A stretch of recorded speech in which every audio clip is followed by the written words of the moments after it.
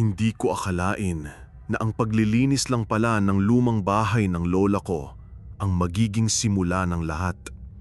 Nakatambak ang sangkatutak na gamit doon, halos hindi na mahulog ang karayom. Pero may isang bagay na pumukaw ng pansin ko. Isang lumang aparador sa sulok ng kwarto, yari sa maitim na kahoy at may detalyadong ukit. Mukha itong napakatanda, mas matanda pa sa lola ko, halos kasing tanda na ng mga alamat na kinukwento niya. "Matanda na yan, nak," sabi ni Aling Nena, ang kapitbahay na tumutulong sa amin maglinis, habang nagpapahid ng pawis sa noo. "Alam mo ba, maraming kwento tungkol sa aparador na yan. Sabi-sabi ng mga tanda, yan daw ang lalagyan ng kung ano-ano." Ngumiti lang ako. Inisip na isa lang yan sa mga kwento ng matatandang mahilig nilang ibida. Kilala ko si Aling Nena, mahilig magkwento ng mga multo at engkanto, lalo na kapag lumalamig ang gabi at wala nang pasok sa eskwela. Kaya hindi ko ganong pinansin. Pero habang papalapit ako sa aparador, parang may kung anong lamig na sumasalubong sa akin. Hindi lang basta lamig kundi parang may digat sa hangin na tila pumipigil sa aking huminga. Sinubukan kong buksan ang pinto pero nakakandado. Walang susi. Naiisip ko na siguro matagal nang nakasara ito at kinalawang na ang kandado. "Wala ka bang nakitang susi, Aling Nena?" tanong ko. Nagkibit balikat lang siya. "Nako, bata pa lang ako, sarado na yan. Sabi nga nila, bawal daw buksan yan, baka may makawala." Natawa ako. Makawala? Ano, multo? Pero imbes na makitawa, seryoso lang ang tingin ni Aling Nena sa akin. "Basta nak, huwag mong pilitin. May mga bagay na mas mabuting manatiling sarado." Pero syempre, dahil bata pa ako noon at mausisa, mas lalo lang akong na-challenge.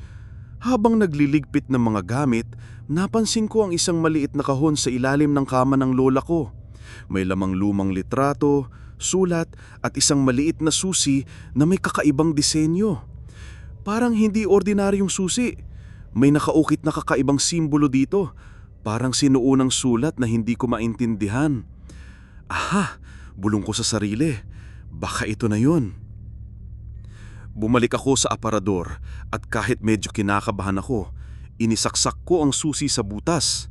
Nagulat ako nang biglang bumukas ito ng napakadali na parang hindi naman pala ito kinalawang. Isang alikabok ang lumabas mula sa loob kasama ng amoy ng luma at matagal ng nakasarang lugar. Nagtaka ako kung bakit walang sapot ng gabamba o alikabok sa loob, gayong sa labas naman ay makapalang alikabok at sapot. Puno ng lumang damit at ilang kagamitan ng loob ng aparador. Sa pinakailalim, may isang maliit na kahon na yari din sa kahoy. Mas maliit kisa kahon ng mga litrato. Kailangan kong alisin ang lahat ng laman para maabot ito. Nang hawakan ko ang kahon, parang may kuryenteng dumaloy sa akin. Malamig ito pero parang may init na nanggagaling sa loob. Hindi ko maintindihan. Binuksan ko ang kahon. Sa loob, nakabalot sa isang lumang tela ang isang bagay. Marahan kong itong inalis sa balot at bumungad sa akin ng isang itim na bato. Hindi lang basta bato. Makinis ito at may kakaibang kislap. Parang may sariling buhay. May mga ukit din itong simbolo, katulad ng sa susi pero mas detalyado. At sa isang banda ng bato, may nakakabit na maliit na kadena na pwedeng gawing kwintas. Ang anting-anting? Bulong ko sa sarili. Naalala ko ang mga kwento ng lola ko tungkol sa mga anting-anting na nagbibigay ng kapangyarihan o proteksyon. Pero ang isang ito, parang may iba itong dala. Parang may madilim na kapangyarihan. Parang may humihila sa akin o parang may bumubulong na pangalan ko kahit wala namang nagsasalita. Mula noon, hindi na naging pareho ang lahat. Simula nang makita ko ang itim na batong yon, parang may nagbago sa paligid ko. Hindi ko maipaliwanag pero may pakiramdam akong hindi ako nag-iisa kahit na ako lang ang nasa kwarto. Madalas kapag gabi, lalo na kapag tahimik na ang lahat, may naririnig akong bulong.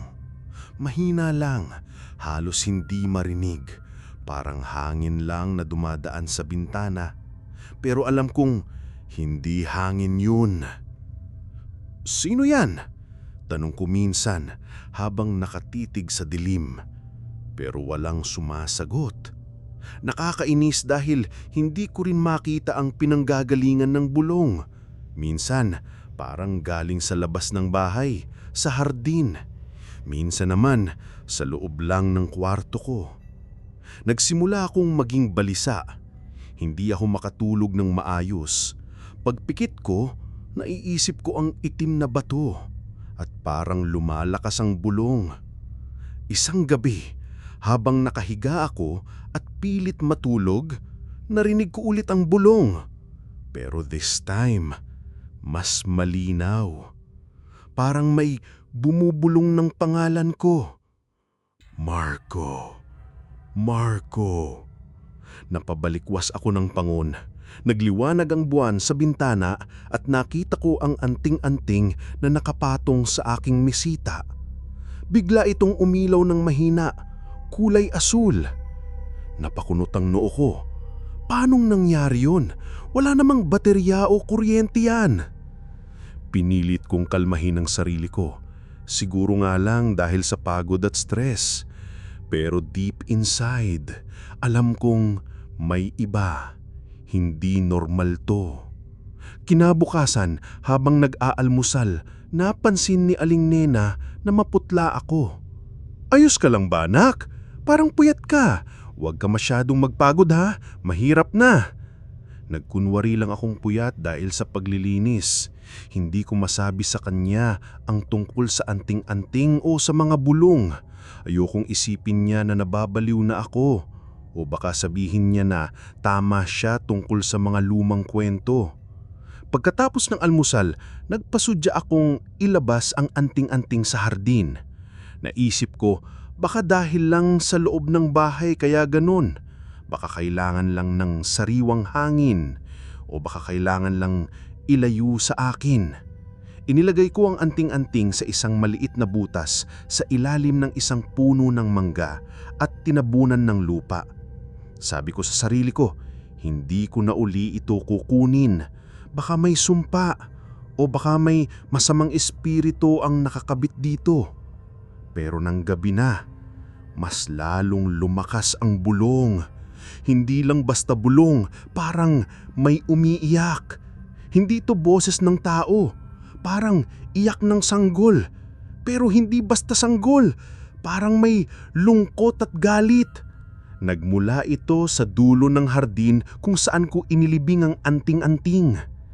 Napatayo ako mula sa kama at sumilip sa bintana. Dilim ang bumalot sa labas, tanging ang buwan lang ang nagsisilbing ilaw. Pero sa ilalim ng puno ng mangga, may nakita kong anino. Maliit lang, halos kasing liit ng bata. Gumagalaw ito, parang naglalakad pabalik-balik. Nanginginig ako. Hindi ko alam kung ano ang gagawin. Gusto kong tumakbo pero parang nakapako ako sa kinatatayuan ko. Gusto kong sumigaw pero walang lumalabas na boses mula sa bibig ko. Habang tinitignan ko ang anino sa ilalim ng puno ng mangga, narinig ko ulit ang bulong. Mas malakas na ngayon at mas malinaw na. Hindi na lang basta pangalan ko.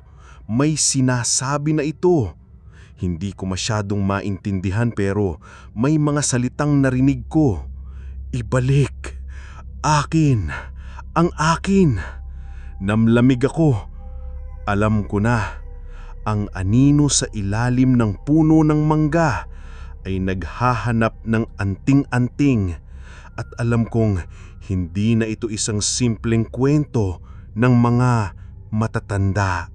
Hindi na ako nakatulog pagkatapos ng gabing iyon. Hindi na rin ako mapakali. Alam kong kailangan kong alamin kung ano ang anting-anting na yon at kung sino ang anino na naghahanap dito. Hindi ko na kayang baliwalain ang mga nangyayari. Kinabukasan, nagpasya akong bumalik sa mga lumang gamit ng lola ko. Siguro mayroon siyang iniwang pahiwatig, isang bagay na magpapaliwanag sa lahat. Masigasig akong naghahalungkat sa mga lumang libro at papeles. Sa isang lumang baul, nakita ko ang isang kupas na kwaderno. Sa loob nito, sulat kamay ng lola ko ang mga nilalaman. Karamihan ay mga resepi, pero sa bandang huli, may isang bahagi na nakasulat sa lumang Filipino na may halo pang ibang dialekto na hindi ko maintindihan. Pero may mga salitang paulit-ulit na lumalabas. Mga salitang tulad ng tiyanak, iligpit, at lagim. Napakunot ang noo ko. Tiyanak! Naaalala ko ang mga kwento ng lola ko tungkol sa mga tiyanak. Mga sanggol na namatay na hindi na binyagan, na nagiging demonyo at nanggugulo. Pero bakit may koneksyon sa anting-anting? Habang binabasa ko ang kwaderno, may nakita akong isang tula na nakasulat doon. Hindi ito ordinaryong tula. Parang lyrics ng isang lalabay. Pero kakaiba ang tono. Hindi ito nakakaantok, kundi nakakapanindig balahibo. Huwag kang umiyak, aking munting anghel. Dala ay lagim, galing sa dilim. Ang bato na itim, huwag mong hahawakan, pagkat sumpa sa iyo'y babagsakan. Ang iyak ay taghoy, sa gabi ay bulong. Bawat patak ng luha may dilim na dulot. Kung ibalik mo ang kanya, payapa'y magbabalik. Kung hindi, lagim, walang hihinto. Namalamig ako pagkatapos kong basahin ang mga linyang yun.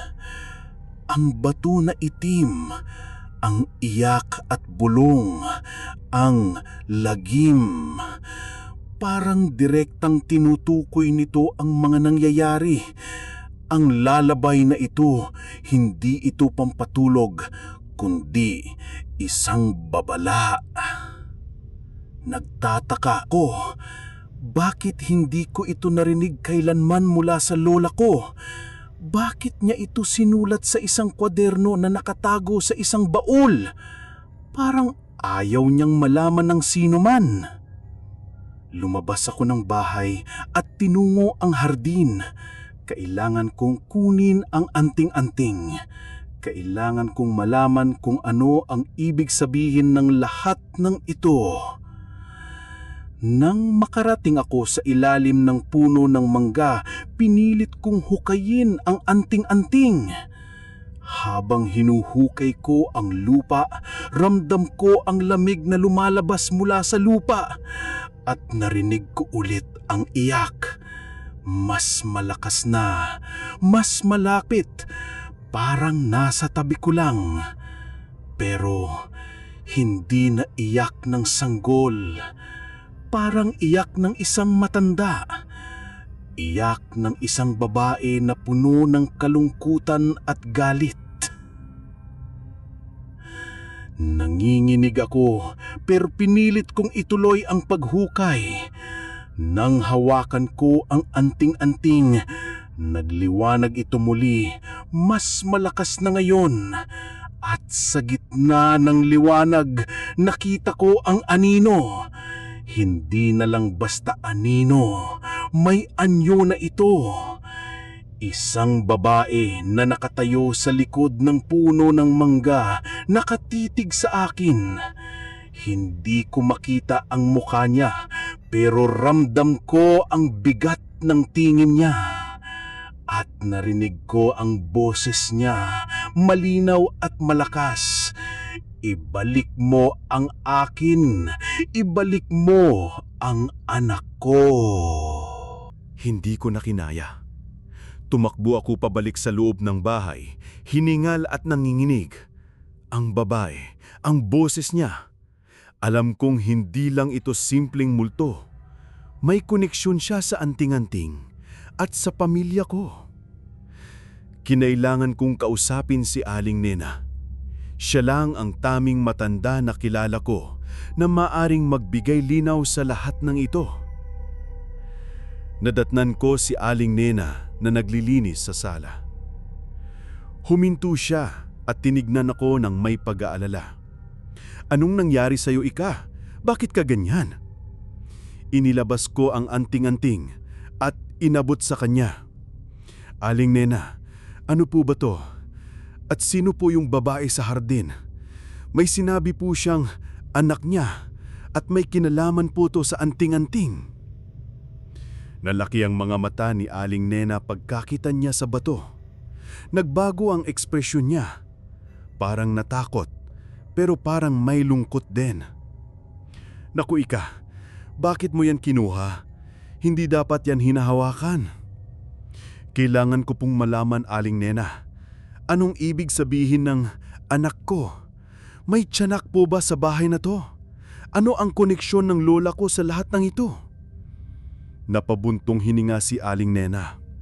Tinignan niya ako ng matagal na parang nag-aalangan kung sasabihin niya ba o hindi. Sa huli, umupo siya sa sopa at hinila ako para umupo sa tabi niya. Matagal kasing kwento yan, Ika. Nung bata pa ako, naririnig ko na yan sa mga matatanda. Kwento tungkol sa isang sangkol na nawala. Sabi-sabi, inagaw daw ng tiyanak. Biglang nanindig ang balahibo ko. "Tiyanak!" "Oo," sabi ni Aling Nena at nanginginig ang boses niya. "Pero hindi basta tiyanak, Ika. Sabi-sabi, hindi raw ordinaryong tiyanak yon. May koneksyon daw sa isang pamilya rito sa atin. May sumpa raw sa pamilyang yon. Ang bawat unang anak na lalaki, kinukuha daw ng tiyanak." "Pero anong koneksyon nito sa lola ko?" tanong ko. Nag-aalangan si Aling Nena. "Ang lola mo. Matalik kong kaibigan ng lola mo, Ika. Pero may tinatago siyang lihim. Hindi ko alam ang buong detalye pero ang alam ko, may kinalaman siya sa nawawalang sanggol na yon. Ang batang yon, anak daw ng lola mo." Nagulat ako. Anak ng lola ko? Hindi ko alam na may kapatid ang tatay ko. Hindi ko alam na may namatay na sanggol sa pamilya namin. Ang batong yan, sabi-sabi, yan daw ang nagpoproteksyon sa bata. Pero hindi ko alam kung bakit, pero noong nawala ang bata, nawala rin ang bato. At mula noon, palagi nang may umiiyak sa hardin, lalo na kapag hating gabi. Iyak ng babae na naghahanap ng anak niya. Nalamig ako. Ang babae sa hardin, ang iyak, ang tiyanak, ang anting-anting, lahat ay konektado. Ang lola ko, tinago niya ang lahat ng ito. "Kailangan mong ibalik ang anting-anting sa kanya, Ika," sabi ni Aling Nena at mahigpit niyang hinawakan ang kamay ko. "Kung hindi, baka hindi ka na niya tigilan. Baka dinhin ka rin niya sa dilim." Pagkatapos ng kwento ni Aling Nena, hindi na ako mapakali. Hindi ko akalain na may ganito palang lihim ang pamilya namin. Ang lola ko na kilala ko bilang isang mabait at mapagmahal na tao ay may tinatagong ganito kabigat na kasaysayan. Habang hawak ko ang anting-anting, parang mas lalo akong dinadalaw ng takot. Ang bigat nito sa kamay ko, parang may sariling pulso. Pakiramdam ko, mas lalo itong umiinit. Pinilit kong matulog, pero sa sandaling ipikit ko ang mga mata ko, bumabalik ang mga imahe ng anino, ang iyak at ang boses ng babae. Napanaginipan ko ang lola ko. Bata pa siya sa panaginip ko, halos kasing edad ko lang ngayon. Nakatayo siya sa isang masukal na kagubatan, hawak ang isang maliit na sanggol. Umiiyak ang sanggol at pilit itong pinapatahimik ng lola ko. Pero sa panaginip, may ibang boses akong narinig. Boses ng isang babae, pero hindi ito ang boses na narinig ko sa hardin. Mas malalim, mas matanda. Ibigay mo ang anak mo. Ibigay mo ang kapalit. Napansin ko ang isang matandang babae na nakatayo sa likod ng lola ko. Nakasuot siya ng lumang baro at nakatakip ang mukha niya sa balabal, pero ramdam ko ang lamig na nanggagaling sa kanya. Napatingin ang lola ko sa anting-anting na nakasabit sa leeg ng sanggol. Pagkatapos, tinignan niya ang matandang babae. Nag-aalangan siya, pero sa huli parang wala siyang magawa. Inalis ng lola ko ang anting-anting sa leeg ng sanggol at sa sandaling inalis niya ito, biglang tumigil sa pag-iyak ang sanggol pero hindi na humihinga. Napaiyak ang lola ko. Kinabahan ako. Anong nangyari? Bakit? Biglang lumapit ang matandang babae sa sanggol at kinuha ito. Naglaho sila sa dilim. Naiwan ang lola ko umiiyak at nakahawak sa anting-anting. Nagising ako na pawis at humihingal.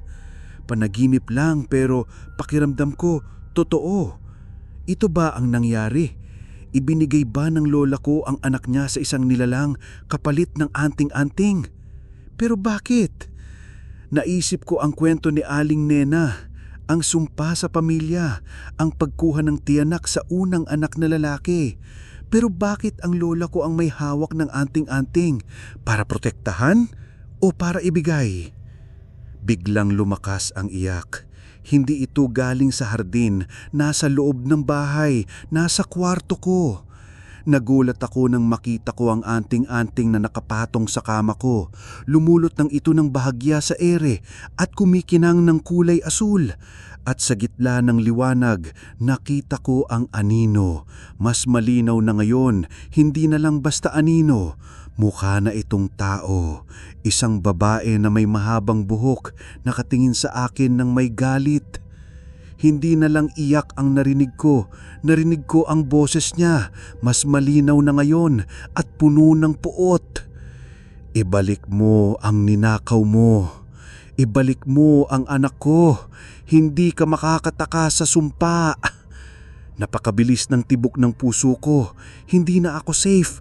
Alam kong hindi na ako safe. Ang babae, ang tiyanak, ang anting-anting, lahat sila ay konektado sa isang madilim na kasaysayan ng pamilya ko. At ako, bilang tagapagmana ng lihim na ito, ang susunod na target. Hindi na ako makatiis.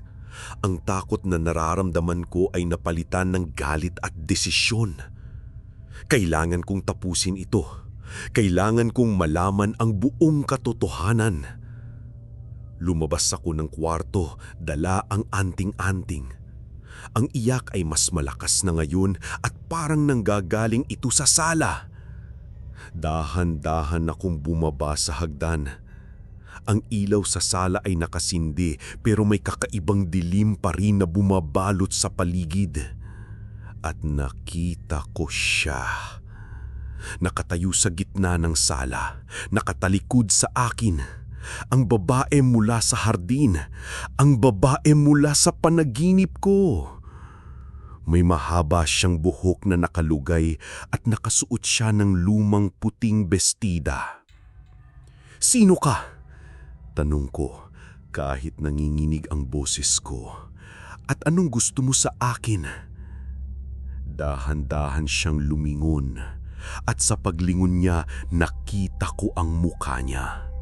Hindi ito mukha ng isang tao.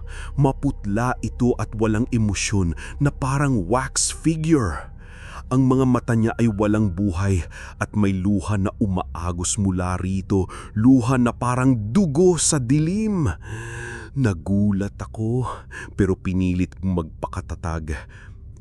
"Ibalik mo ang akin," sabi niya, at ang boses niya ay parang bulong, parang hangin na nagdadala ng lamig sa buong sala. Ibalik mo ang anak ko. Wala akong kinuha. Hindi ko naiintindihan ng sinasabi mo. Ang bato na yan, sabi niya at tumuro siya sa anting-anting na hawak ko. Iyan ang susi. Iyan ang koneksyon sa anak ko. Nahanap ko lang to sa bahay ng lola ko. Sabi ni Aling Nena, anak mo raw ang nawawala at ang lola ko ang may kinalaman. Biglang nagbago ang ekspresyon ng babae. Hindi na lang lungkot, may galit na halo.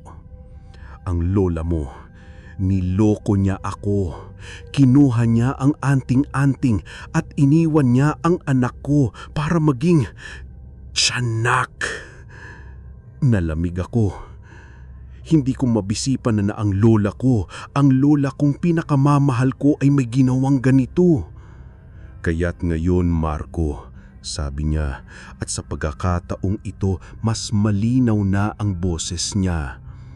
Kailangan mong ibalik ang anting-anting. Kailangan mong ibalik ang kapangyarihan nito para mailigtas ang anak ko. Kung hindi, maghihiganti ang tiyanak. Hindi lang sa iyo, kundi sa lahat ng mga susunod na henerasyon ng pamilya mo. Biglang lumakas ang iyak at sa likod ng babae may lumabas na anino. Mas maliit pero mas nakakatakot. Ang tiyanak! Nakatitig ito sa anting-anting na hawak ko. Alam kong kailangan kong magdesisyon. Ibalik ang anting-anting at subukang iligtas ang anak niya o manatiling tahimik at hayaan ang sumpa na magpatuloy sa pamilya namin. Nakatitidig ako sa babae at sa tianak. Ang bigat ng sitwasyon ay bumalot sa akin. Hindi ko inakala na ang isang lumang aparador at isang itim na bato ay magdadala sa akin sa ganitong uri ng kaguluhan. Anong kailangan kong gawin? Tanong ko, ang boses ko ay halos pabulong. Kailangan mong ilagay ang anting-anting sa tamang lugar, sagot ng babae. Kailangan mong ilabas ang kapangyarihan nito. Ang lola mo, inilibing niya ito sa maling lugar. Kinailangan niyang protektahan ng anak ko, pero mas pinili niyang gamitin ang kapangyarihan para sa ibang bagay. Para saan? Para sa kanyang sariling kaligtasan. Ang anting-anting na yan ay may kakayahang itago ang katotohanan. Itago ang sumpa. Kaya siya nakaligtas. Kaya hindi siya kinuha ng tiyanak. Napakabigat. Para lang makaligtas, pinabayaan ng lola ko ang sarili niyang anak. Paano ko ibabalik ang kapangyarihan nito? Tanong ko.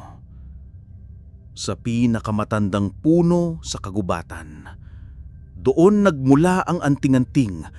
Doon nagsimula ang sumpa. Kailangan mong ilagay ito sa ugat ng puno at bigkasin ng mga salita ng lola mo. Anong salita? Biglang nagbago ang anyo ng babae. Naging mas linaw ang mukha niya at may bahid ng kalungkutan.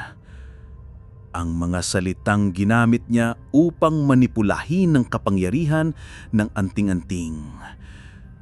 Ang mga salitang nagpalihis ng landas ng anak ko. At binigkas niya ang mga salita.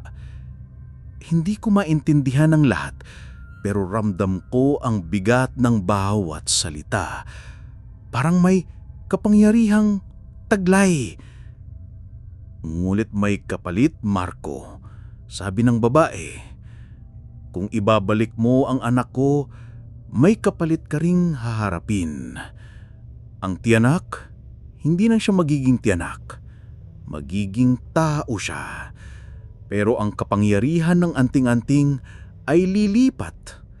Ang sumpa ay lilipat sa iba. Sa sino mang hahawak ng anting-anting pagkatapos mang itong ilagay. Hindi ka maaaring bumalik para kunin ito. Napakabigat ng desisyon. Alam kong peligroso, pero alam ko rin na ito ang taming paraan para tapusin ang sumpa at magbigay ng kapayapaan sa pamilya namin at sa babae na naghahanap ng anak niya. Gagawin ko po, sabi ko at huminga ng malalim. Naglakad ako patungo sa kagubatan. Gabi pa, ang buwan lang ang nagsisilbing ilaw. Ang iyak ng tiyanak ay sumasabay sa bawat hakban ko. Pero hindi na ito iyak ng galit, kundi iyak ng pananabik. Nakarating ako sa pinakamatandang puno sa kagubatan. Malaki at matangkab ito at parang may sariling buhay. May mga ugat na nakalabas sa lupa at parang nakayakap sa buong paligid. Hinukay ko ang lupa sa ilalim ng ugat ng puno. At sa sandaling inilagay ko ang anting-anting, nagliwanag ito ng napakalakas. At narinig ko ang mga salita ng babae na binibigkas sa isip ko. Sinimulang kong bigkasin ng mga salita. Isa-isa. Ramdam ko ang pagbabago sa hangin. Ang lamig ay napalitan ng init.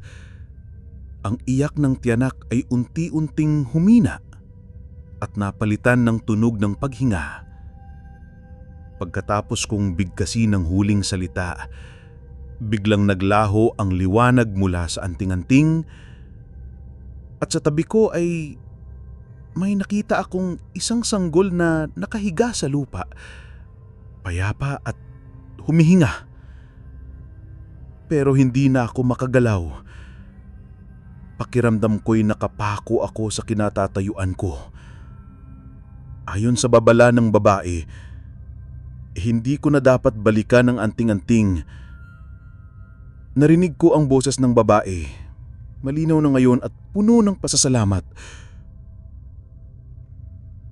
Salamat, Marco. Salamat. Ngayon, malaya ng anak ko. Lumipas ang mga taon. Hindi na ako bumalik sa bahay ng lola ko, ni sa kagubatan. Nagdesisyon akong magsimula ng bagong buhay sa siyudad. Nagpakasal ako at nagkaroon ng sarili kong pamilya. Isang anak na lalaki. Ang pangalan niya ay Gabriel. Masaya ako. Ang buhay ko ay naging normal. Pero minsan, sa gitna ng gabi, naiisip ko ang anting-anting, ang babae at ang tiyanak. Hindi ko alam kung ano ang nangyari sa kanila. Pero alam ko na gumaan ang pakiramdam ko. Pero sa kabila ng lahat ng kaligayahan, mayroon pa ring takot na nananatili sa akin. Ang babala ng babagi. Ang sumpa ay lilipat sa iba. Sa sino mang hahawak ng anting-anting pagkatapos mong ilagay ito. Hindi ka maaaring bumalik para kunin ito. Hindi ko kinuha ang anting-anting. Pero paano kung may ibang kumuha nito? Paano kung ang sumpa ay nailipat na sa iba? Isang araw, habang naglalaro si Gabriel sa parke, napansin ko ang isang bata na nakatitig sa kanya. Maliit lang ang bata, pero may kakaibang tingin sa mga mata niya. Parang may alam, parang may koneksyon. Napakunot ang noo ko. Bakit siya nakatitig kay Gabriel? Kinabukasan, habang naghahanda ako para sa trabaho, narinig ko ang asawa ko na umiiyak. Dali-dali akong pumunta sa kwarto nila Gabriel. Anong nangyari? Tanong ko. Nakatitig ang asawa ko sa isang maliit na sugat sa braso ni Gabriel. Hindi ito malalim, pero may kakaibang marka. Parang kagat. Nakagat daw siya ng pusa, pero wala naman tayong pusa. Namlamig ako. Nakagat. Ito ba ang simula? Ang sumpa? Sino ang nakagat sa iyo, Gabriel? Tanong ko. May bata po, Papa. Nakipaglaro po siya sa akin, tapos bigla po siyang naging iba. May matutulis na ngipin. Namlamig ako. Matutulis na ngipin. Hindi pusa. Natanong ko ang asawa ko kung ano ang pangalan ng bata. Hindi niya raw alam, hon. Basta bata raw. Ang putla raw, tapos parang laging umiiyak. Ang iyak. Ang putlang muka. Ang anting-anting. Alam ko na. Ang tiyanak. Hindi ito namatay. Nagpalit lang ito ng anyo. At ngayon, naghahanap ito ng bagong biktima. At ang target niya, ang sarili kong anak. Dali-dali akong bumalik sa bahay ng lola ko. Kinailangan kong alamin kung ano ang nangyari sa anting-anting. Kung sino ang kumuha nito. Pero pagdating ko doon, laking gulat ko nang makita ang bahay na sira-sira na. Halos gumuho na. At sa halip na alikabok, may kakaibang amoy na bumabalot sa hangin. Amoy ng bulok at dilim. At sa ilalim ng puno ng mangga, may nakita akong bungko. Maliit lang, pero alam kong hindi ito bungko ng hayop. May mga bakas ng lumang tela na nakakabit pa. At sa tabi ng bungko, may nakita akong isang maliit na bato. Itim, pero hindi na ito kumikinang. Walang buhay. Ang antimanting, bumalik ito. Pero bakit? At bakit may bungko? Nanginginig ako habang tinititigan ang walang buhay na anting-anting at ang maliit na bungo. Ang mga bulong sa isip ko ay nagiging malinaw na mayon. Hindi ang babae sa hardin, hindi ang tiyanak. Ang lola ko, Marco. Ang boses ng lola ko, hindi ito galing sa kung saan. Nasa loob ito ng ulo ko. Lola, ikaw ba yan? Ako, apo. Ako ang nasa likod ng lahat ng ito. Ang anting-anting, hindi ko ito ninakaw. Ibinigay sa akin kapalit ng buhay ng anak ko. Nagulat ako, pero bakit? Akala ko pinabayaan mo siya. Hindi ko siya pinabayaan, apo. Prinotektahan ko siya. Ang sumpa sa pamilya natin simula pa noong unang henerasyon. Ang tiyanak, hindi lang siya basta tiyanak. Siya ang sumpa. Ang bawat unang anak na lalaki, kinukuha niya at ginagawa niyang sarili niyang anak. Ang anak ko, ang tiyanak, ay ginawa siyang sarili niyang anak. At ang anting-anting, iyan ang taning paraan para baliktarin ang sumpa. Pero bakit hindi mo ibinalik ang anting-anting? Hindi ko magawa, apo. Kapag ibinalik mo ang anting-anting sa pinagmulan, ang taong nagbalik nito ay magiging kapalit. Kukunin siya ng tiyanak, kaya hindi ko magawa. Ayokong mawala ang anak ko, pero ayoko ring mawala ako. Napakabigat. Ang lola ko nahaharap sa isang imposibleng sitwasyon. Pero bakit bumalik ang sumpa? Bakit ang anak ko ngayon ang target? Dahil kinuha mo ang anting-anting mula sa libingan, apo. Nagising ang sumpa. Hindi na ito kayang pigilan. Kailangan mong tapusin ang sumpa. Kailangan mong ibalik ang anting-anting sa katawan ng tiyanak. Kung hindi, patuloy siyang maghahanap ng bagong biktima. At ang susunod na biktima ay ang anak mo. Napatingin ako sa anting-anting. Walang buhay ito. Paano ko ito ibabalik sa tiyanak? Ang bungo, apo. Sabi ng lola ko. Ang bungo na yan, iyan ang labi ng unang tiyanak. Ang tiyanak na kinukuha ang mga unang anak na lalaki. Kailangan mong durugin ang anting-anting at ihalo sa bungo. At pagkatapos, ilibing mo ito sa ilalim ng puno na puno ng dilim. Sa pinakagitna ng gubat, doon mo siya makikita. Nanginginig ako. Durugin ng anting-anting, ihalo sa bungo, at ilibing sa pinakagitna ng gubat, parang isang ritual ng masamang espiritu. Pero wala na akong ibang pagpipilian. Kung hindi ko ito gagawin, mawawala ang anak ko. Kinuha ko ang bato at pinilit itong durugin. Mahirap pero sa huli, nagawa ko. Parang pulbos ito. Inihalo ko ito sa bungo at sa sandaling ihalo ko, nagliwanag muli ang bungo. Pero kulay pula, parang may dugo. Hindi na ako nag-aksaya ng oras. Naglakad ako papunta sa pinakagitna ng gubat. Habang naglalakad ako, pakiramdam ko ay may sumusunod sa akin. Ang iyak ng tiyanak ay mas malakas na ngayon. Nakarating ako sa isang malalim na bahagi ng gubat. Madilim at nakakatakot. At sa gitna, may nakikita akong isang malaking butas. Parang bibig ng impyerno.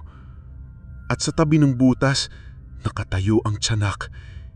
Hindi na siya bata, malaki na siya, matangkad, pero may anyo pa rin ng sanggol at ang mga mata niya ay pula, parang dugo.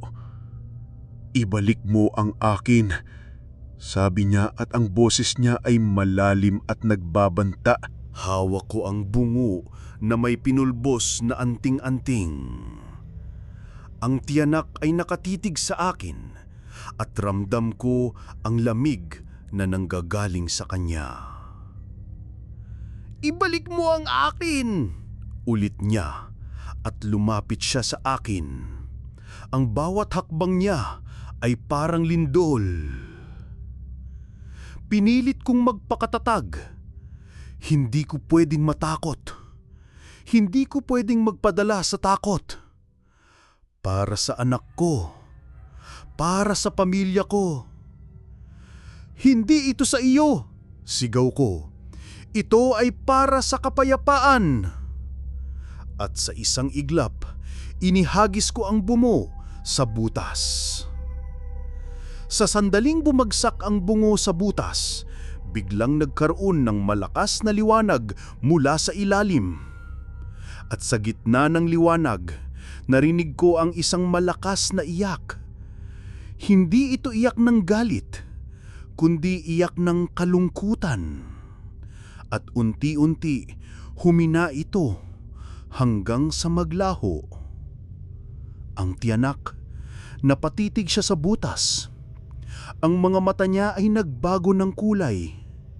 Mula sa pula, naging puti. At unti-unti, bumalik siya sa anyo ng isang sanggol. Payapa. At sa tabi niya, lumabas na isang babae. Ang babae mula sa hardin. Ang nanay niya. Yakap niya ang sanggol. At sa mukha niya, nakita ko ang kapayapaan. Nagsimulang maglaho ang dalawa, unti-unti, hanggang sa tuluyan silang mawala sa dilim. Naiwan akong mag-isa sa gitna ng kagubatan.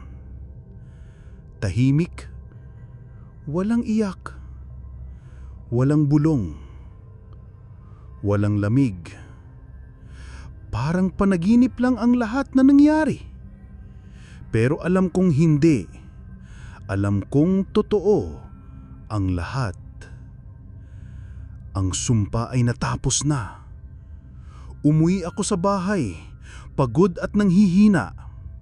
Sinalubong ako ng asawa ko at ni Gabriel. Yakap ko sila ng mahigpit. Alam kong ligtas na kami.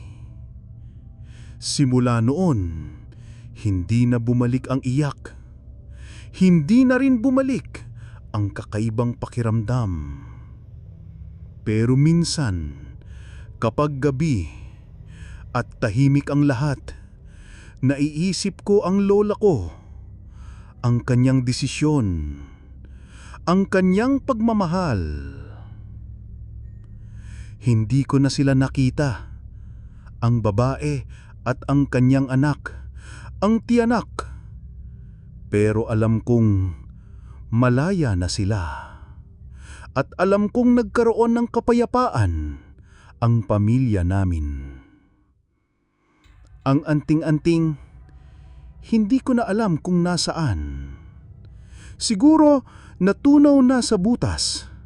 Siguro naging bahagi na ng lupa. Pero ang alaala nito, ang kwento nito, ay mananatili sa akin. Nakatayo ako sa bintana, nakatanaw sa hardin. Ang puno ng mangga, tahimik at payapa. Walang anino, walang iyak, walang bulong.